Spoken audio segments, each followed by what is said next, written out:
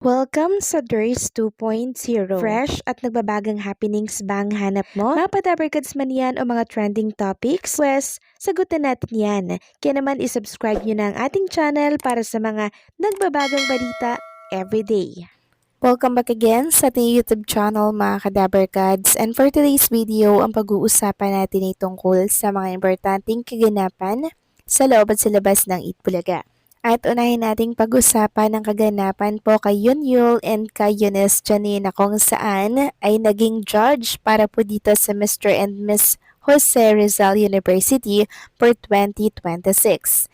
And syempre, party po ng event na to na i-promote din po ni Yunyul and Eunice Janine ang kanilang bagong single na Baka Sakali. Nagbahagi din ng ilang picture ang Itbulaga kuha po sa naturang event. Ayon nga dito, present as judges para sa Mr. and Miss Jose Rizal University 2026 sina Eunice Janine at Yunyul Kim. Kapansin-pansin nga magandang chemistry ng dalawa at ayon nga po sa marami, sana daw ay i-push ng TBJ Production ang tambalang ito dahil maraming nauhuk at nauhumaling sa kanilang tambalan. At dahil nga po sa mga kaibang paandar ng TBJ Production, nalalamangan na nila ang kanilang katapatan na programa.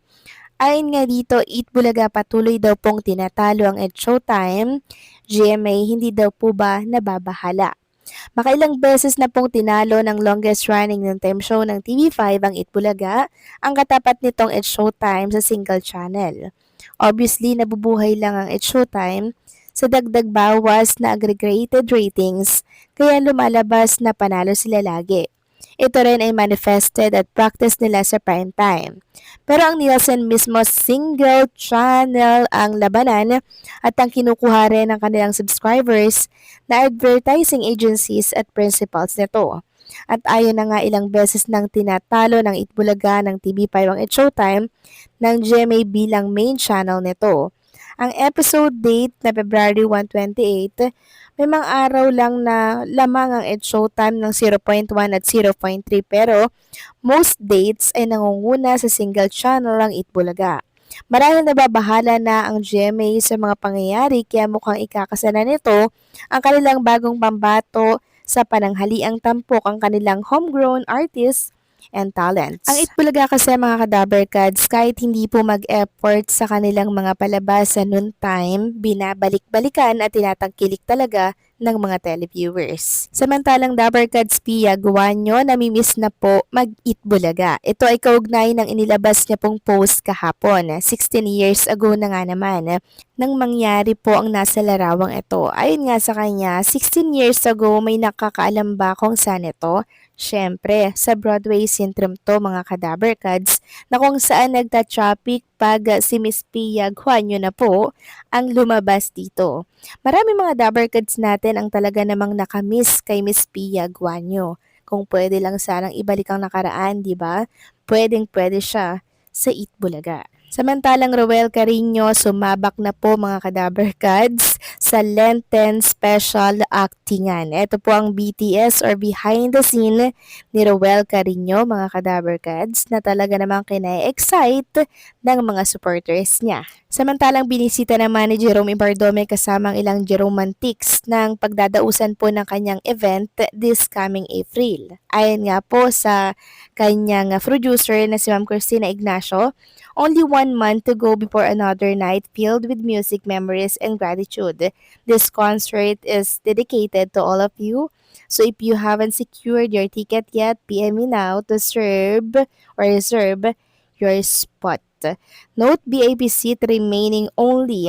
Thank you. Sobrang laki po mga kadabarkads ng venue ng pagdadausan po ng concert ni Jerome Ibardome and for sure mag-enjoy ang lahat dito. Samantalang, pag-usapan naman natin ang pag-alma ni Pauline Luna Soto at Alan Kay sa isang Itbulaga host. Walang iba kundi po si Raisa May Dizon. So kahapon kasi, nag-post po si Raisa May Dizon sa kanyang account ng picture na to. Na kung saan napareact nga po ng hosto si Ma'am Pauline Luna. Sabi niya, aba teka, nag-reply naman po si Raisa May ng, wala po ito, sorry po. Ganon din si Alan Kay. Sabi niya, Anong meron? Ang daming question mark. Tapos nag-reply si Raisa May na, Ma'am Alan, wala lang to, paki-report na lang po. Marami ang nagsasabi na yung umaaura ka pero strict ang mga Dabber Cats na kasama mo. Kasi talagang si Raisa May mga ka-Dabber Cats, parang binibaby talaga yan nila. Pero syempre sa kabilang banda, gusto rin ng mga Dabber Cats host natin na makahanap na po si Raisa May Dizon ng, alam mo yun, makaka-partner sa buhay. Although bata pa naman si Raisa May, di ba? Nag-aaral pa nga yan. Kung baga yung magpapasaya sa'yo, kukuhanan ni Raisa May ng lakas ng loob, di ba? Ng inspirasyon. Alam ko, andyan yung family ni Raisa May Dizon na siyang makakapagbigay noon.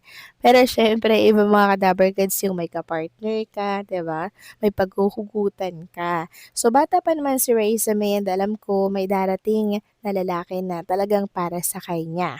Hindi lang siguro ngayon yun dahil dapat mag-focus muna siya sa pag-aaral, 'di ba?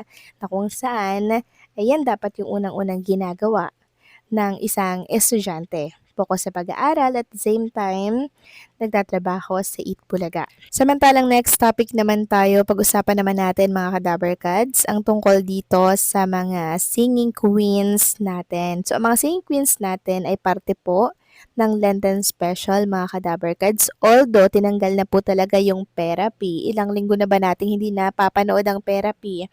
Then yung mga singing queens, pailan-ilan na lamang yung nakikita natin. Pero, hindi po natin sila nakikita na buo yung grupo nila dito po sa Eat Bulaga stage. Pero still, parte pa rin sila ng programang Eat Bulaga mga Kadaber Cats. Okay?